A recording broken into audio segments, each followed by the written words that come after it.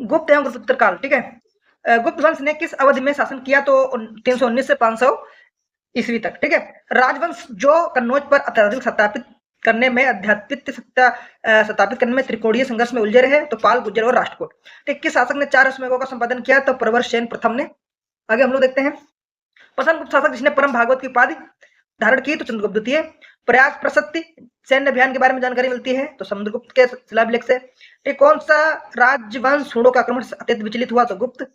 गुप्त के काल में उत्तर भारतीय व्यापार किस पत्तन से संचालित होते थे? ताम्रलिप्त, पश्चिम बंगाल, ठीक है। भारत का नेपोलियन किसे कहा जाता है? तो समुद्रगुप्त को। गुप्तकालीन स्वर्ण मुद्रा थी दिनार। किस गुप्त शासक ने हूणों पर विजय प्राप्त की थी? स्कंदगुप्त ने। किस गुप्त राजा का अन्य नाम देवगुप्त था? तो ये आपका था विक्रमादित्य चंद्रगुप्त द्वितीय, ठीक है। आगे देख लेते हैं, इलाहाबाद स्तंभ शिलालेख किस से संबंधित है? इलाहाबाद का जो स्तंभ शिलालेख है वो समुद्रगुप्त से संबंधित है। शक विजेता किसे माना जाता है? तो चंद्रगुप्त द्वितीय को। हूणों ने भारत पर आक्रमण किया स्कंदगुप्त के काल में, ठीक है, और स्कंदगुप्त था इसमें विजय हुआ था। गुप्त काल में गुजरात, बंगाल, दक्कन, तमिल राष्ट्र में स्थित केंद्र किससे संबंधित था? तो वस्त्र उत्पादन से। कौन काल में अपनी आयुर्विज्ञान विषयक रचना के लिए जाना जाता है? तो सुश्रुत, ठीक है। तोरमाण किस जातीय दल था? तो हुण। गुप्त युग में भूमि राजस्व दर क्या थी? उपज का 6वां भाग। हिंदू विधि द्वारा मान्य कर कितना था? तो उपज का 6वां भाग। प्राचीन भारत में सिंचाई कर को कहते थे विदक भागम, ठीक है। भाग का मतलब किसी भी भाग, हिस्सा। किस शासक ने मंदिरों ब्राह्मणों को सबसे अधिक ग्राम अनुदान किया? तो गुप्त वंश। गुप्त गुप्त चंद्रगुप्त के 9 रत्नों में कौन सा व्यक्ति फलित ज्योति से संबंधित था? तो छपड़क। गुप्त काल रजत मुद्राओं को नाम दिया गया रूपक। ठीक, आगे हम लोग देखते हैं, गुप्त काल निम्नलिखित नाटकों में स्त्री एवं शूद्र किस भाषा में बोलते थे? प्रकृत में, प्राकृत में। कालिदास किसके शासन के समकालीन थे?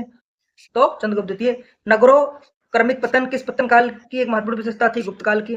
गुप्त संबंध की स्थापना चंद्रगुप्त प्रथम ने की थी 319 ईस्वी में। प्राचीन भारत में किस वंश का शासनकाल स्वर्णयुग कहा जाता है? चंद्रगुप्त द्वितीय के शासनकाल में। तीसरी शताब्दी में वरंगल प्रसिद्ध था लोहे के उपयंत्रों के लिए। हिंद भारत की जनता के संदर्भ में हिंदू शब्द का प्रयोग अरबों ने किया। अधोलिखित कथन और सत्य से देख लेते हैं गुप्त संबंधित जो आईएएस प्रश्न पूछे जाते हैं, वो ये हैं। गुप्त सम्राट स्वयं के लिए देवी अधिकारों का दावा करते थे, बिल्कुल सही है। बुदान की परंपरा को विस्तारित किया, बिल्कुल सही है। नव न्याय संप्रदाय स्कूल के संस्थापक जो थे गंगेश, ठीक है। आगे समझते विक्रम संवत्सर जो है वो 57 ईसा पूर्व है, और शक संवत जो है वो 78 ईस्वी का है। चलिए आगे। गुप्त संवत्सर जो है वो है 320 319 ईस्वी, और कली संवत्सर है जो है वो है 3102 ईस्वा पूर्व। ठीक, आगे देख लेते हैं, जब तक जीवित रहो सुख से जीवित रहो, इसके लिए ऋण ही लेना पड़े, क्योंकि शरीर के भस्मीभूत हो जाने पर पुनर्गमन नहीं हो सकता है। पुनर्जन्म का निषेध करने वाली यह युक्ति किसकी है? तो चौहार की। ठीक, आगे सुद्रक द्वारा लिखी गई प्राचीन भारतीय पुस्तक मृच्छकटिका का विषय था एक धनी व्यापारी और एक गड़का की पुत्री की प्रेम कथा। ठीक है, आगे हम लोग देखते हैं, शतरंज का खेल कहाँ उद्भूत हुआ? तो भारत में।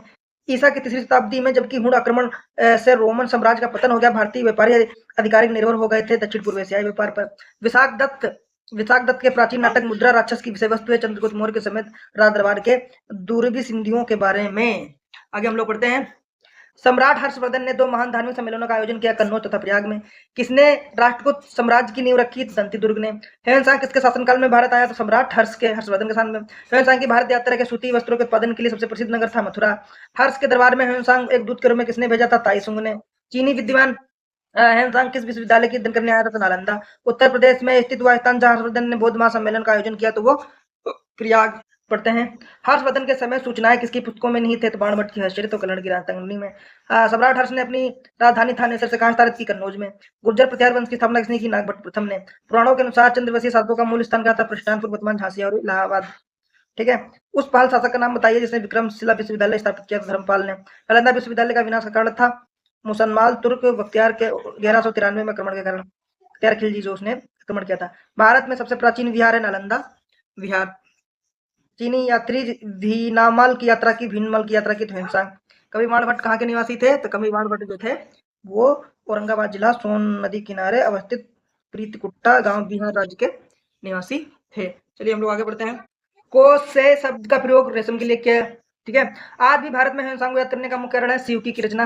गुप्तोत्तर युग में प्रमुख व्यापारिक केंद्र था कन्नौज। कथन है, सामंतवाद का विकास गुप्तोत्तर काल की कृषक संरचना की प्रमुख विशेषता थी। इस काल में भूस्वामी मध्यम वर्ग एवं आश्रित कृषक भी अस्तित्व में आया। दोनों सही है, दोनों सही की व्याख्या है। आगे देखते हैं, धर्मशास्त्रों में भू राजस्व की दर क्या थी? 1/6। रवि कीर्ति पुलकेशिन द्वितीय। भावभूति कन्नौज के यशोवर्मन और डंडी नरसिंह वर्मन। ये चीज आप लोग ध्यान रखिएगा। मैं तो जल्दी ये शुरू करते हैं। अगले कथन 8वीं शताब्दी संत शंकराचार्य के बारे में सत्य है। उन्होंने भारत के विभिन्न क्षेत्रों में 4 धाम स्थापित किए, सत्य है। उन्होंने बौद्ध जैन धर्म के विस्तार पर रोक लगाई, बिल्कुल सत्य है। उन्होंने वेदांत का प्रसार किया, तो ये भी सत्य है। आज शंकराचार्य द्वारा स्थापित 4 मठ कहाँ स्थापित किए थे? जोशीमठ उत्तराखंड, द्वारका गुजरात, पुरी उड़ीसा और श्रृंगेरी कर्नाटक। ठीक है, ये चीज ध्यान रखिएगा। आज शंकराचार्य जो शंकराचार्य बने, उनका जन्म हुआ था केरल में। सही सुमेलित भोज जो थे धार, दुर्गावती गोंडवाना, समुद्रगुप्त विदिशा और अशोक जो है उज्जैन। ये चीज ध्यान रखिएगा आप लोग। ठीक है, सुमिलित कीजिए। अभी क्या है, दरबारी कवि है, उनके राजा हैं। ठीक है, अमीर खुसरो, अलाउद्दीन खिलजी, ठीक, कालिदास, चंद्रगुप्त द्वितीय, हरिशरण, चंद्रगुप्त, बाणभट्ट, हर्षवर्धन। ये सम्मेलन करने के लिए आते हैं पीसेस में, और बहुत इंपॉर्टेंट है। आपको एक आता होगा तो आप निकल लेंगे। चलिए, दिल्ली की कुवत उल इस्लाम मस्जिद के प्रांगण में उन्नत प्रसिद्ध लोह स्तंभ की कृति है चंद्र। ठीक, किस अभिलेख में ज्ञात होता है कि चंद्रगुप्त ने हुड़ों को पराजित किया था? तो भीतरी स्तंभ। ठीक, गुप्त साम्राज्य के पतन का कारण अधोलोकित है हुड़ आक्रमण, शासन का सामंती ढांचा और उत्तरावती गुप्तों के बौद्ध धर्म स्वीकार करना। ठीक है, भारत ने दक्षिण पूर्वी एशिया के अपने आरंभिक सांस्कृतिक संपर्क तथा व्यापारिक संबंध बंगाल की खाड़ी में पार बनाए रखे, क्योंकि बंगाल की खाड़ी में चलने वाली मानसूनी हवाएं समुद्री यात्राओं को सुगम बना दिया था। ठीक है, आगे हम लोग पढ़ लेते हैं। प्राचीन काल में प्राचीन भारत में देश की अर्थव्यवस्था में अत्यंत महत्वपूर्ण भूमिका निभाने वाली श्रेणी संगठन अधोलिखित कथन सत्य हैं। तो श्रेणी ही वेतन, काम करने, नियमों को, मानकों, कीमतों को सुनिश्चित करती थी। श्रेणी का अपने सदस्यों पर न्यायिक अधिकार होता था। ठीक, प्राचीन भारत के आयुर्वेद शास्त्र में शास्त्र से निम्नलिखित है: धनवंतरी, चरक एवं सुश्रुत। प्राचीन काल में भारत में हुई वैज्ञानिक प्रगति के संदर्भ में अधोलिखित कथन। प्रथम शती ईस्वी शताब्दी ईस्वी में विभिन्न प्रकार के विशिष्ट शल्य औजारों का प्रयोग आम बात था, बिल्कुल। 5वीं सदी में कोण की जात का सिद्धांत ज्ञात था। 7वीं सदी ईस्वी में चक्रीय चतुर्भुज का सिद्धांत ज्ञात था। ठीक, ये ध्यान, आगे आप लोग ध्यान रखिए। किस गुप्त शासक ने शतम सिक्के जारी किए? चंद्रगुप्त प्रथम ने। सती प्रथा का प्रथम अभिलेख साक्ष्य प्राप्त हुआ एरंड से। सम्राट और विरुद्ध के संदर्भ में कीजिए। सम्राट अशोक के विरुद्ध थे प्रदर्शन, चंद्रगुप्त परक्रमांक, चंद्रगुप्त द्वितीय विक्रमादित्य, जो इनके जो थे वो टाइटल थे, इनके उपाधियां थी। चंद्रगुप्त कर्मादित्य। गुप्त सम्राट द्वारा किन्हें कर रहित कृषि प्रदान की जाती थी? मंदिरों, ब्राह्मणों को। भारत में दार्शनिक विचार के इतिहास के संदर्भ में सांख्य संप्रदाय संबंधित सही कथन जो है, सांख्य की मान्यता थी कि आत्मज्ञान ही मोक्ष की ओर ले जाता है, ना कि कोई ब्रह्म प्रभाव अथवा कोई कारण। महाभारत के लेखक पतंजलि समसामयिक थे पुष्पमित्र संघ के। भारतीय षड दर्शन का भाग नहीं है, तो लोकायत और कापलिक। ठीक है, आगे हम लोग पढ़ते रहते हैं।